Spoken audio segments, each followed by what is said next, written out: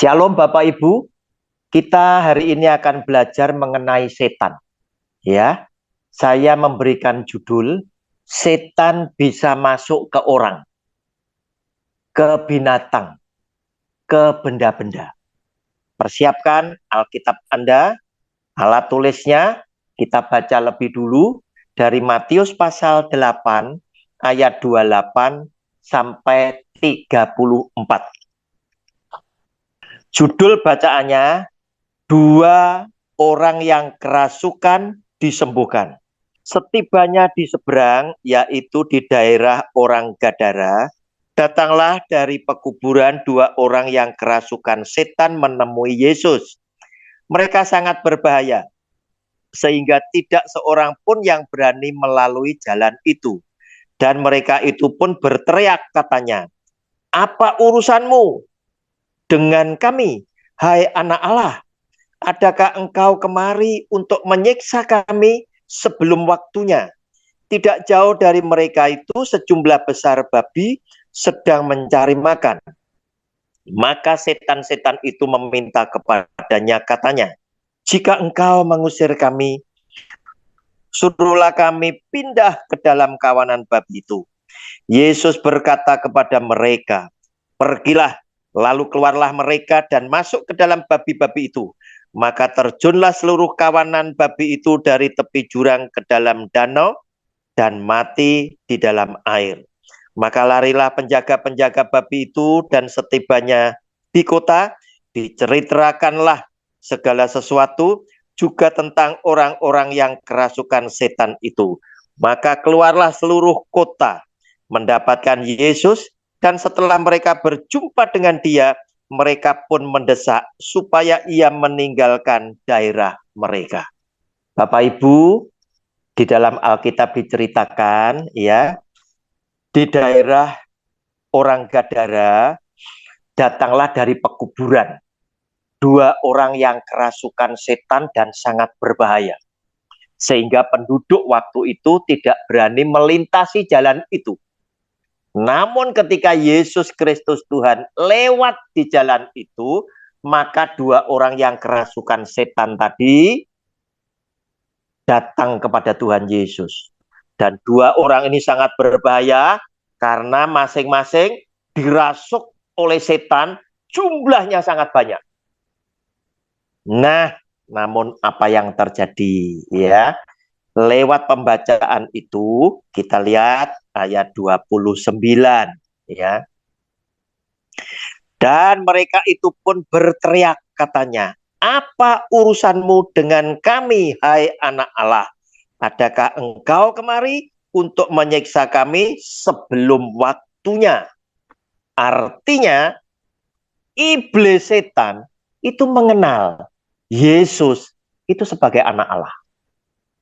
Nah, ketika iblis setan mengenal bahwa Yesus sebagai anak Allah, harusnya sebagian dari orang Kristen harus merasa malu jika engkau tidak mengenal siapakah Yesus tadi. Iblis setan saja mengenal. Dan mereka berteriak, "Apa urusanmu dengan kami, hai anak Allah?" Bapak Ibu, adakah engkau kemari untuk menyiksa kami sebelum waktunya? Yang punya kuasa untuk menyiksa iblis setan pada waktu yang sudah ditentukan. Sehingga apa? Wajar iblis setan, ya, itu mengenal kepada Tuhan Yesus dan takut serta hormat kepada Tuhan Yesus, sebab iblis setan tahu bahwa Tuhan Yesuslah yang akan menyiksa iblis setan pada waktu yang sudah ditentukan. Berarti deal waktu kapan iblis setan akan dihukum sudah ditentukan. Bapak Ibu, kemudian iblis setan itu juga pinter. Dia tidak mau ngotot, dia tidak mau melawan. Sebab dia tahu yang dihadapi adalah yang maha kuasa. Oleh karena itu, iblis setannya memberikan permohonan. Tidak jauh dari mereka itu sejumlah besar babi sedang mencari makan. Maka setan-setan itu meminta kepadanya, katanya, jika engkau mengusir kami, suruhlah kami pindah ke dalam kawanan babi itu.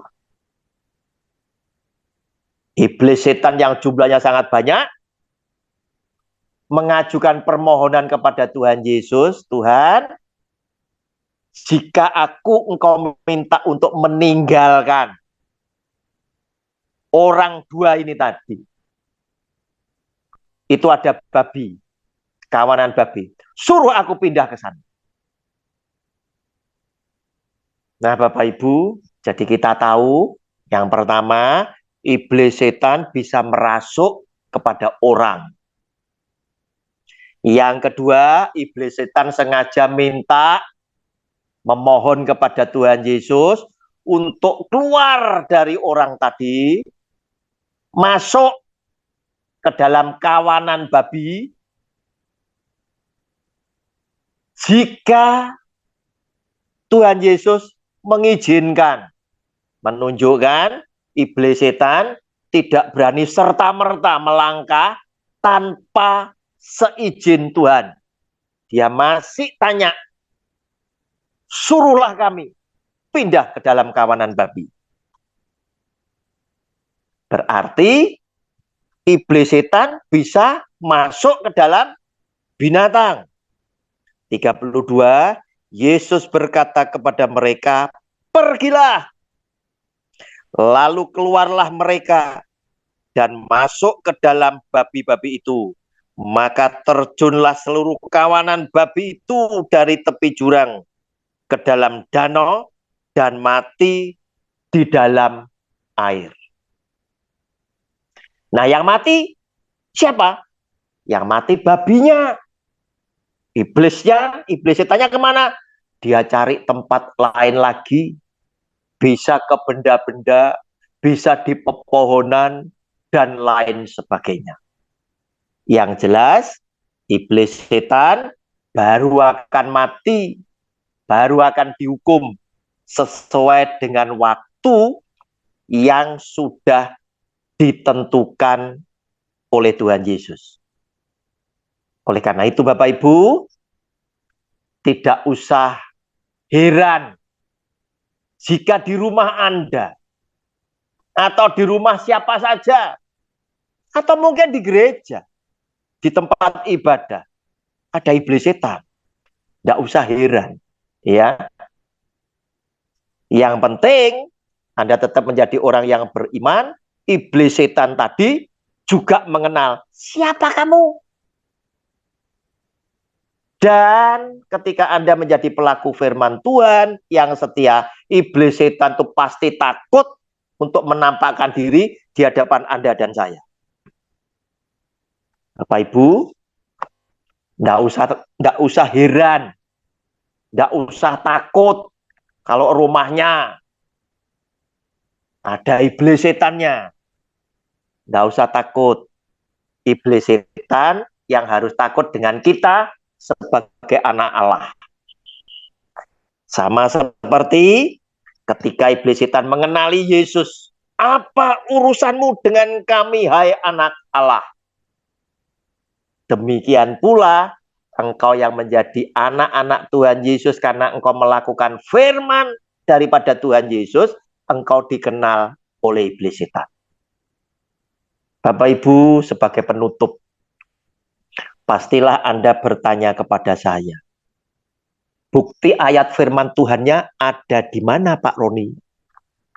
Kalau seandainya saya menjadi pengikut Kristus, artinya dengan setia saya merenungkan firman Tuhan dan melakukan firman Tuhan dalam hidupku sehari-hari, apakah benar?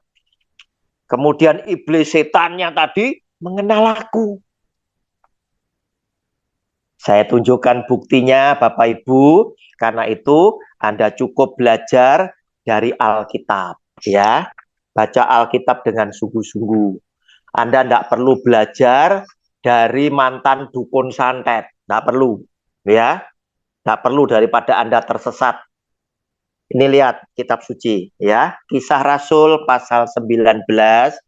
Saya bacakan mulai ayat 13, ya, sampai dengan 15. Judulnya adalah anak-anak sekewa.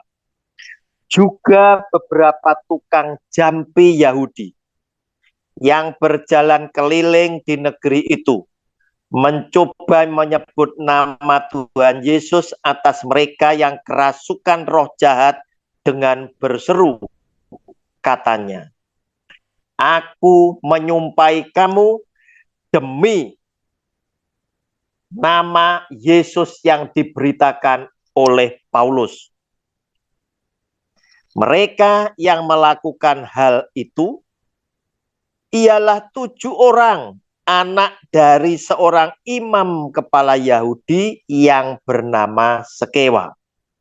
Tetapi roh jahat itu menjawab, "Yesus aku kenal.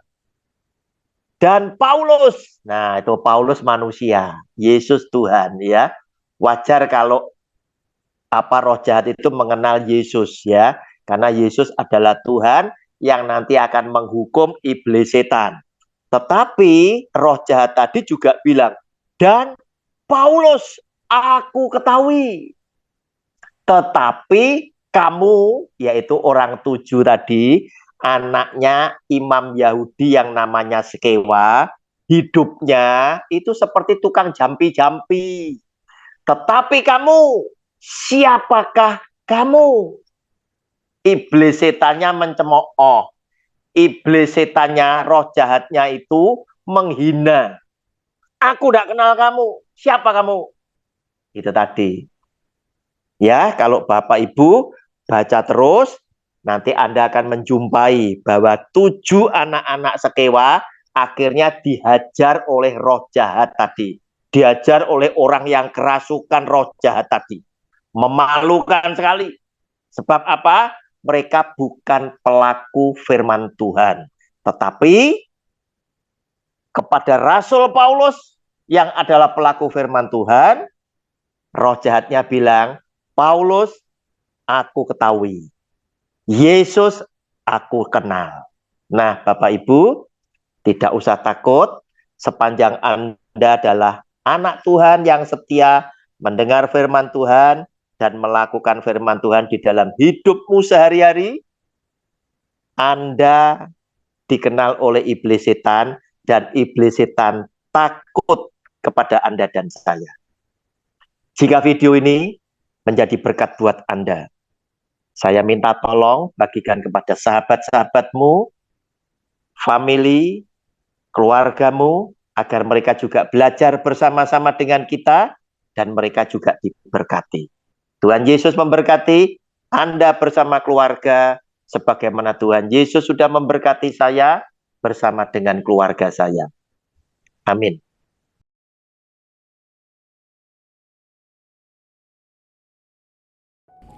Shalom kepada semua penonton video saya. Jika Anda merasa terberkati dengan video saya, jangan lupa bantu like dan share ke semua saudara-saudaramu. Saya sedang berjuang bersama Anda menegakkan kebenaran firman Tuhan di zaman yang semakin jahat ini. Terima kasih banyak atas dukungan dan empatinya kepada saya. Selamat berjuang dan melayani Tuhan kita, Yesus Kristus. Salam damai buat semua keluarga dari saya, Evangelis Roni Suwono.